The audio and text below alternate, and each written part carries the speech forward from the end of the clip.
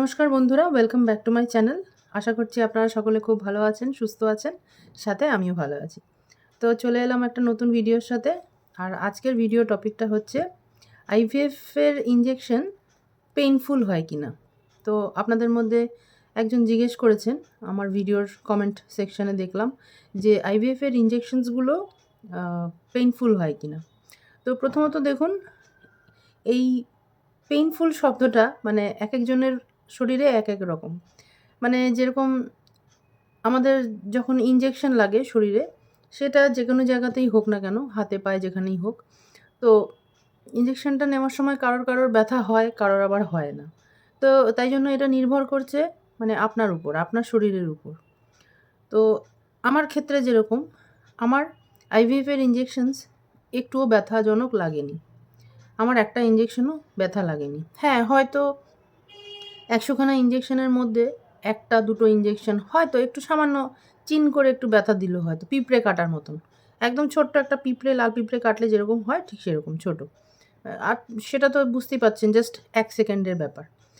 তো সেভাবে দেখতে গেলে পরে আইভিএফ এর ইনজেকশনস কিন্তু একদমই পেইনফুল না। আর এটা খুব ভুল ধারণা যে আইভিএফ এর ইনজেকশনস খুব পেইনফুল হয়। এবারে আরেকটা সত্যি কথা বলতে, একেকজনে আছে এক রকম হয়। তো কেউ আছে না, মানে আমি দেখেছি, আমি যখন আইভিএফ সেন্টার, আমি ২টো আইভিএফ সেন্টারে যেহেতু গেছি, আমার অভিজ্ঞতা আছে। তো ৭ বছরের অভিজ্ঞতা আমার। তো এই ৭টা বছর আমি দেখেছি একেকটা পেশেন্ট একেক রকম।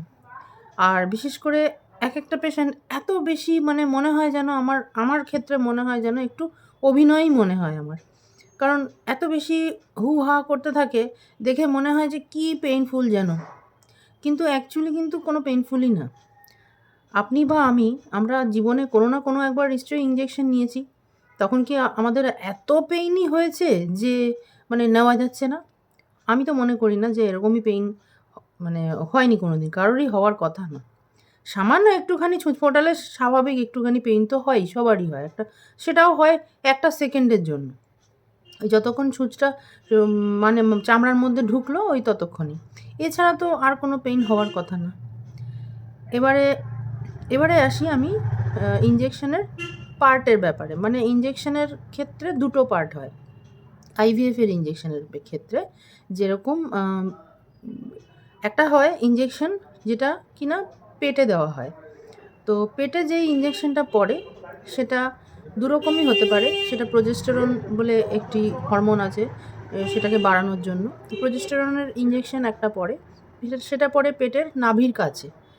আর আরেকটা ইনজেকশন পড়ে আ উম মানে একেকজন একেক জায়গায় নিতে পারে। যেটাকে আমরা বলি ইন্ট্রামাসকুলার ইনজেকশন।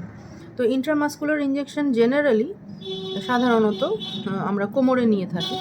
বিকজ আমাদের যে হিপটা আছে, আমাদের পেছনে যে হিপটা থাকে আমাদের, এই হিপের মধ্যে বেশ অনেকটা মাংস থাকে যেহেতু, তো সেই জায়গায় ইনজেকশনটা নিতে হয়।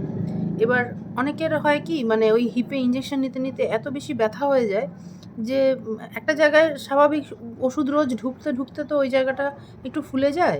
তো একটু ব্যথা হয় সামান্য। তাও এরকম না যে টেকা যাচ্ছে না। তো ওই হিপে ইনজেকশন নিতে যখন ব্যথা হয়ে যায়, তখন আ আমাদের যে থাই হয়, থাইতেও আমরা ইনজেকশন নিতে পারি সেই সময় আরকি। বা অনেকে হয়তো প্রেফারই করে যে আমি ১ম থেকে থাইতেই নেব। এবং সেটা কিন্তু অবশ্যই ডাক্তারবাবুকে জিজ্ঞেস করে করবেন। আমার কথা মতন করবেন না। যদি আপনারা আইভিএফ করতে যাচ্ছেন, তাহলে যদি আপনাকে বলে যে কোমরে ইনজেকশন দেওয়া হবে, তাহলে আপনি কোমরে যদি নিতে পারেন নেবেন। আর যদি মনে হয় আপনার কোমরে দিতে ব্যথা হয়ে যাচ্ছে, তাহলে ডাক্তারকে জিজ্ঞেস করে আপনি চেঞ্জ করে থাইয়ে নিতে পারেন। আমাদের থাইতেও যেহেতু যথেষ্ট মাংস থাকে, তো সেই জন্য থাইতেও আপনি ইনজেকশন নিতে পারেন। তো এটা হয়ে গেল। তাহলে ২টো ইনজেকশনের কথা আমি বললাম। একটা হলো পেটে, আরেকটা হলো কোমর বা থাইয়ে। এবারে দেখুন, মানে ইনজেকশনের ব্যাপারে না, মানে কাকে কি ইনজেকশন দেবে সেটা বলা যায় না। আবার অনেকে আছে কোমরে ইনজেকশন দিচ্ছে, আবার পেটেরটা দিচ্ছে না। আবার কাউকে আছে পেটেরটা দিচ্ছে কিন্তু কোমরেরটা দিচ্ছে না। আবার অনেককে আছে দুটোই দিচ্ছে, পেটের এবং কোমর দুটোই দিচ্ছে। আমার ক্ষেত্রে যেরকম, আমার পেটে এবং কোমরে ২ জায়গাতেই আমার ইনজেকশন পড়েছে। এবং এখনো পর্যন্ত আমার যেহেতু মোটামুটি 5 মাস শুরু হতে চলেছে। এখনও হয়নি। হবে সপ্তাহখানেকের মধ্যে হয়ে যাবে 5 মাস শুরু। তো আমার এখনও পর্যন্ত কিন্তু এই 2 জায়গাতেই আমার ইনজেকশন চলছে। মানে একটা চলছে কোমরে, একটা চলছে পেটে। তো কোমরেরটা আমি যেরকম বললাম নিতে ব্যথা হয়ে গেছিলো। 3 মাস ধরে নিতে তারপরে আমি থাইতে এখন নিচ্ছি। অবশ্যই আমি ডাক্তার সাথে কনসাল্ট করেই আমি নিয়েছি। মানে উনি অ্যালাউ করেছেন, তারপর থেকে আমি থাইতেই নিচ্ছি। আর ইনজেকশনটার মানে ডিউরেশনটা যদি বলি, ডিউরেশনটা হচ্ছে প্রতিদিনই নিতে হয়। প্রতিদিন এবং একটি নির্দিষ্ট সময় আপনাকে সেই ইনজেকশনটা নিতে হবে। মানে ধরুন সকালবেলা যদি রোজ আপনি 10টার সময় নিচ্ছেন, তাহলে রোজ 10টার সময় নিয়ে নেওয়ার চেষ্টা করবেন। যদি 10টা থেকে একটু দেরি হয়ে যায়, খুব একটা অসুবিধা নেই, কিন্তু চেষ্টা করবেন যাতে টাইমটা খুব বড় জোর 11টা বা 11:30টার মধ্যে হয়ে যায়।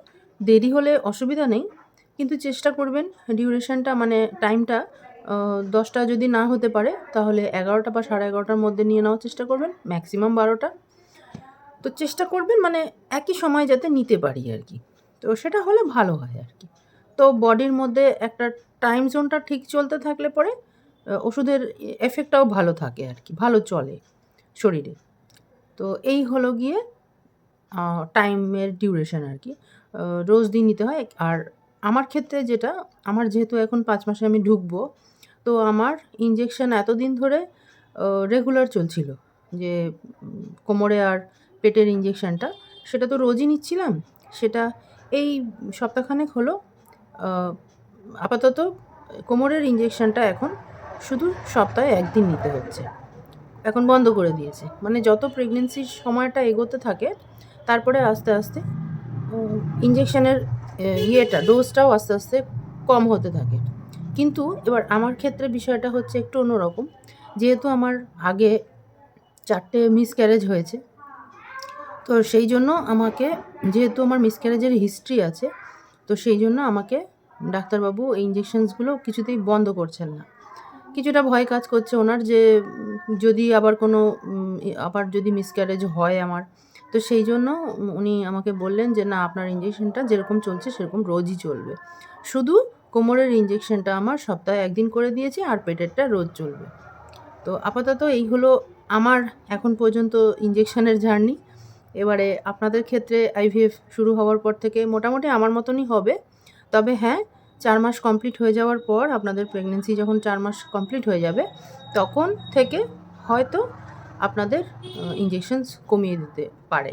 কারণ আমি সেন্টারে যখন যাই, মানে আমার সাথে যারা এমব্রিও ট্রান্সফার আমার সাথে হয়েছিল যাদের, তাদের কিন্তু সবার ইনজেকশন বন্ধ করে দিয়েছে।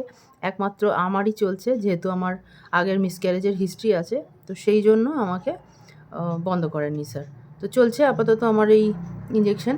শুধু ডোজটা একটু কমে গেছে, যেটা আমি কোমরের রেগুলার নিতাম, সেটা এখন সপ্তাহে 1 দিন নিচ্ছি, আর পেটেরটা তো রোজই চলছে। তো এই হলো ইনজেকশনের ব্যাপারগুলো। আশা করি আমি আপনাদেরকে একটু হলেও বোঝাতে পেরেছি। জানি না কতটুকু বোঝাতে পারলাম, সেটা আপনারা কমেন্ট সেকশনে লিখে জানান। আর আপনাদের অবশ্যই যদি কোনো আরও কিছু জিজ্ঞাসাবাদ থাকে, কমেন্ট বক্সে লিখে জানান। আমি সেগুলোর যথাসাধ্য উত্তর দেওয়ার চেষ্টা করব। আর রেগুলার ভিডিও দিতে পারবো কি পারবো না সেটা আমি জানি না, কারণ আমার শরীরের উপর ডিপেন্ড করছে। কারণ আমার শরীরটা কখনো ভালো থাকে, কখনো খারাপ থাকে, বুঝতেই পারছেন। তো সেই বুঝে আমি ভিডিও বানানোর চেষ্টা করছি। কিন্তু অবশ্যই আমি চেষ্টা করব আপনাদের প্রশ্নের উত্তর দেওয়ার। তো আর কিছুদিন যাবৎ দেখছি যে ভিডিওতে একটু ভিউজ পাচ্ছি, তাতে আমারও ভালো লাগছে। ভিউজটা পেলে পরে তখন একটুখানি ভালো লাগে, যে ভিডিও বানানোর আগ্রহটাও বাড়ে। আর না হলে ভিডিও বানাতে ইচ্ছে করে না। যদি কেউ দেখেই না, তা বানিয়ে আর কি করব। তো যাই হোক, আপনারা যেহেতু আমার ভিডিওসগুলো এখন দেখছেন, তা আমার খুব ভালো লাগছে, এবং আপনাদের কমেন্টসগুলোও আমার পড়তে খুব ভালো লাগে। এরমভাবেই আমাকে সাপোর্ট করতে থাকুন, যাতে আমি আমার এই চ্যানেলটাকে একটু এগিয়ে নিয়ে যেতে পারি। আর আপনারা সকলে আপনাদের আইভিএফ জার্নি যেন সাকসেসফুল হয়। যারা নতুন আছে আমার চ্যানেলে, তাদের জন্য বলি, যদি একদম নতুন হয়ে থাকেন, তাহলে আমার জানাবার জন্য বলি, আমার নাম রূপা। আমি গাইনি কেয়ার কলকাতা সেন্টার থেকে আইভিএফ করেছি, এবং এই মুহূর্তে আমার প্রেগনেন্সি চলছে 4 মাসের শেষের দিকে। এই হলো আমার জার্নি। এবং আমার ভিডিওটি যদি ভালো লেগে থাকে, তাহলে লাইক, শেয়ার আর কমেন্ট করবেন। আর সবাই খুব সুস্থ থাকবেন, ভালো থাকবেন।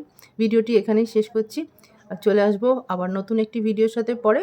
সবাই ভালো থাকবেন।